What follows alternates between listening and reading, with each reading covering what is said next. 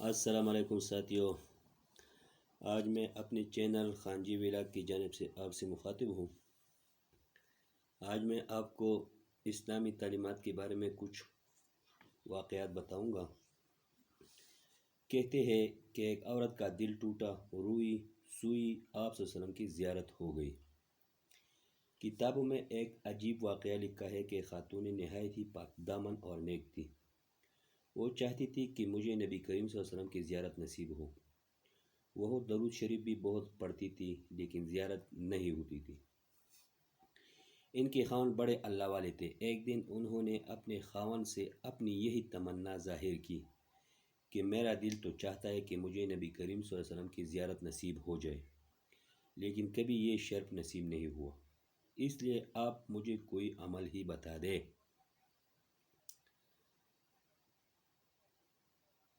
جس کے کرنے سے میں خواب میں نبی کریم صلی اللہ علیہ وسلم کی زیارت کی سعادت حاصل کر لوں۔ انہوں نے کہا کہ میں آپ کو عمل تو بتاؤں گا لیکن آپ کو میری بات ماننا پڑے گی۔ وہ کہنے لگی کہ آپ مجھے جو بات کہیں گے وہ مانوں گی۔ وہ کہنے لگی اچھا، تم بن سنوار کر دلہن کی طرح تیار ہو جاؤ۔ اس نے کہا بہت اچھا۔ چنانچہ اس نے غسل کیا، دلہن والے کپڑے پہنے، زیور پہنے اور دلہن کی طرح بن سنوار کر بیٹھ گئی۔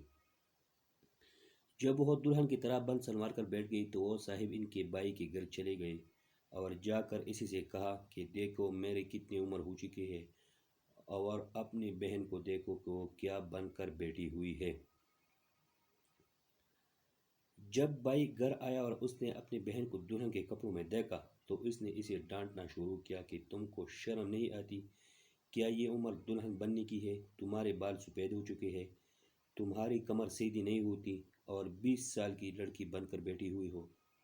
اب جب بھائی نے ڈانٹ پلائی تو اس کا دل ٹوٹا اور اس نے رونا شروع کر دیا، حتیٰ کہ وہ روتے روتے سو گئی۔ اللہ کی شان دیکھیے کہ اللہ رب العزت نے اسے اسی نیند میں اپنے محبوب صلی اللہ علیہ وسلم کی زیارت کروا دی۔ وہ زیارت کرنے کے بعد بڑی خوش ہوئی لیکن خاوند سے پوچھنے لگی کہ آپ نے وہ عمل بتایا ہی نہیں جو آپ نے کہا تھا اور مجھے زیارت تو ویسے ہی ہو گئی۔